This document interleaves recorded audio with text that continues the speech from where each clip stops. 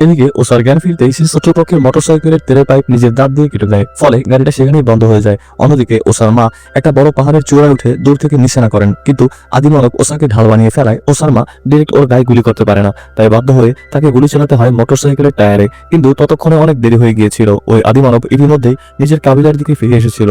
তাই সে চিৎকার করে সবাইকে বলতে শুরু করে যে সে স্বর্গের রাস্তা খুঁজে পেয়েছে এবং এই ছেলেই তার আসল প্রমাণ। এমন সময় তাদের এক সঙ্গী, যে ছিল গোত্রের দ্বিতীয় নেতা, সেই দানবের কাছে স্বর্গের পথের বিষয়ে জানতে চায়, কিন্তু সে তাকে কিছুই বলে না, কারণ সে চেয়েছিল নিজেই প্রধান নেতাকে এই খবর দিয়ে ইনাম নিতে। কিন্তু হঠাৎ উষা মোটরসাইকেলের চাকার মাঝে হাড়ের এক টুকরো গুঁজে দেয়, ফলে গাড়ির চাকা ঘোরার সাথে সাথে সেই আদি দানবের মাথা ছিন্ন বিচ্ছিন্ন হয়ে যায়। এরপর দ্বিতীয় নেতা নিজেই ওসাকে নিয়ে প্রধান নেতার কাছে যায়, যে তখন নতুন একটা মেয়েকে দেখে খুশি হচ্ছিল। সে জিজ্ঞেস করে মেয়েটি কোন জায়গা থেকে এসেছে, কিন্তু যখন সঠিক উত্তর না পায় তখন তারা মেয়েটিকে দড়ি দিয়ে ঝুলিয়ে রাখে এবং তাকে বালিতে স্বর্গের মানচিত্র আঁকতে বলে। আর যেই মুহূর্তে বাধ্য হয়ে মেয়েটি সেই মানচিত্র আঁকতে যাচ্ছিল, তখন ওসা তাকে দুটো লাথি মেরে সেখানেই মেরে ফেলে, যার ফলে এখন কেবলমাত্র ওসাই জানে স্বর্গের আসল রাস্তা।